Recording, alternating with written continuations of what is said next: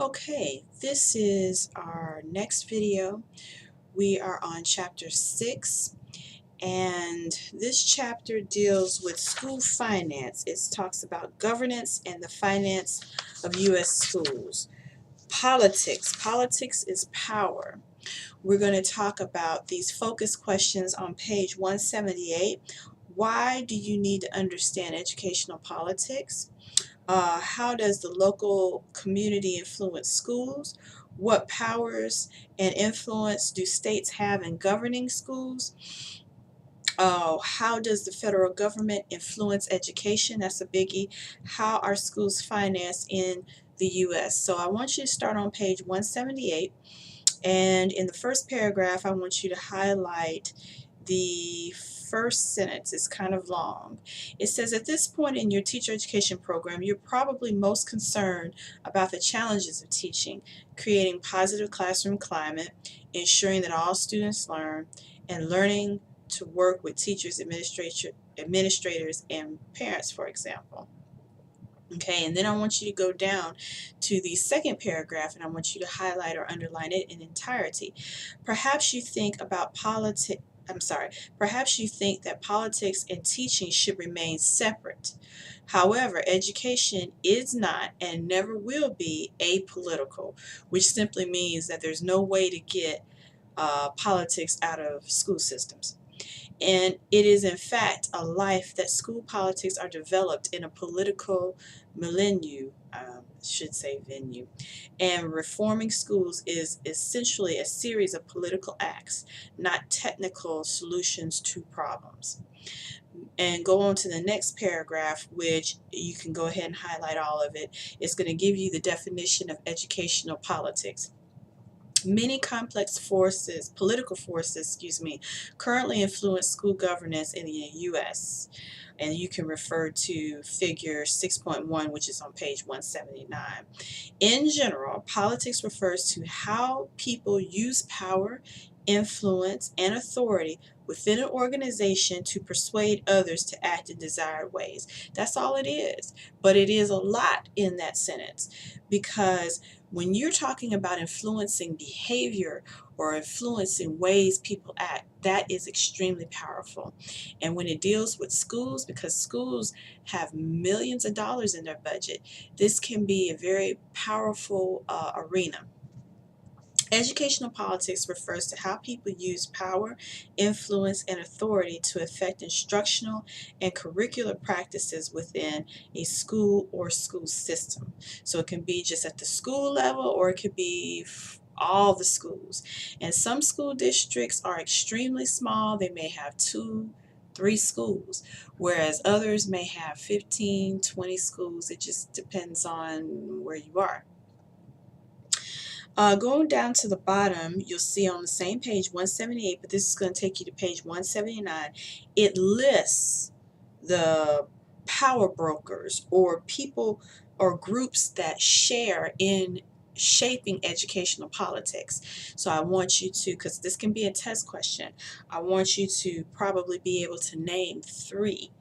I want you to, of course, kind of be familiar with all of them, but I want you to probably be able to name 3 on the next coming quiz or test. 1, parents. Parents, and they're not ranked, but parents are very, very influential in educational politics. Students. Sometimes students can really influence things, for instance, like school events, um, uniforms, things of that nature. Teachers are very influential.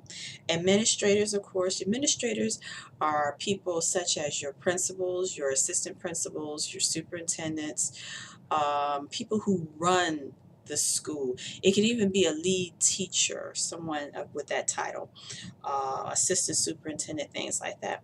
Taxpayers. You pay taxes, you have a say-so in your local school district because your portion of your local taxes actually go to the schools. Federal, state, and local authorities, okay? People who are at the state level are directly related to how teachers are certified. They set the cut scores. So if you heard about Praxis scores going up, that is because at the state level they pulled it up or they lowered it. Sometimes they can lower scores. Another thing is that not only do they make those decisions, but they can also change the test. Praxis 1 is no longer Praxis 1, it's called Praxis Core. The test has changed. And if they wanted the old test, they could have kept it that way, but they decided to change because they're going to something called Common Core, which we've already talked about and alluded to. So they're making the Praxis 1 test reflective of Common Core. And that's done by a state level. Federal can definitely influence what goes on in school districts and local authorities, your local political groups. Ethnic and racial groups can also be very powerful. If you have a school system that's located in an area where, say, there are a lot of English as a second language learners, then it's going to be very important that you have cultural activities, things that reflect the communities in which you live. Okay. Number 8 goes on to the next page. Educational theorists and researchers, research talks, and when research talks, a lot of people listen. So when there are some numbers that come out about teen pregnancy, for instance, or say about how the number of prisons are determined by the 3rd grade reading level. Whatever reading level a child is on, that can influence their future as far as whether they're going to go on a track of going to college or go on to a track of being someone who's outside of the law and end up in prison. The corporate sector, businesses can influence education very much so. And we'll talk about that. There are some businesses that won't locate in an area where the schools are not considered to be very good because they know that if they're a very popular business, like say a Toyota, a Nissan or something, they know that they're going to be bringing in millions of dollars by their name, by them locating in an area, no matter how small or how big. But they're also going to influence the educational process because the local school districts are going to benefit from those tax dollars. But if they attract people from all over, those people are going to say, hey, how's the school system? And if it's not up to par, then those students will probably go to an academy or a private school. And then finally, special interest groups also have some influence on how educational politics runs. So there are 5 dimensions of educational politics. And in the middle of that, of course, is accountability. There's always somebody that's responsible for how things go in a school system. And ideally, it's a lot of people. It's not one person. If you turn over to page 180 and look at figure 6.2, it echoes 5 dimensions of educational politics that influence teachers. Now, if you look at that, I want you to see where the teacher is positioned in the block. It's in the center block. And then just go around clockwise. Number 1, you have political pressure from federal, state, and local levels, which means that teachers have to worry about guidelines, things that that they must regulate, that they must abide by in order to be compliant, I should say. 2, conflicting beliefs about what should be taught and how it should be taught. Sometimes a teacher might say, you know what, they don't need this at this level. They need it at this level, and so on and so forth. But it's in your framework or it's in your benchmark to go ahead and teach it. So there could be some conflicts about that. Number 3, competition for educational resources. That It's kind of self-explanatory. 4, changing legal rights and responsibilities of teachers. Teachers have a legal right to, they have legal responsibilities to themselves, and they have legal responsibilities to their students. And that is very important. And we'll talk more about legalities in the, I believe it's the next chapter. 5, push for higher standards, testing, and accountability. If you're a teacher, you can't get away from tests, you can't get away from higher standards, you can't get away from accountability. It's always going to be those 3 things involved with teaching. I'm going to the next section that is bolded in red, and it says, how does the local community influence schools? All right, I want you to highlight the first sentence in the first paragraph, and then go on to the second paragraph and highlight the first 2 sentences. While the Constitution does not address public education, the 10th Amendment is used as a basis for giving states the legal authority to create and manage school systems. This is why, even though we are mandated, we have a U.S. Department of Education at the federal level in Washington, D.C., even though we have that, even though we have educational acts like No Child Left Behind, like Race to the Top, like the Elementary and Secondary Education Act, even though we have these things, we also, states, as they say, is a tub that sits on its own bottom, which simply means that states have put into place their own things that they want their students to know, okay? Which is the whole birth of Common Core in essence, but let me get to that. States have tests, they have, for instance, their own graduation requirements. They have their own collegiate acceptance requirements. So talking about like all up to collegiate level, there are different requirements. For instance, you may have to do an interview to get into a school like Harvard or Duke, but at Mississippi Valley or Mississippi State or University of Southern Miss, you may not have to do a video. You just may have to just fill out an application. I'm not saying that one school is better than the other. I'm just saying that there are different admission requirements. So some of you are from out of state, and you may realize that things are done differently where you are now, and that is a common practice.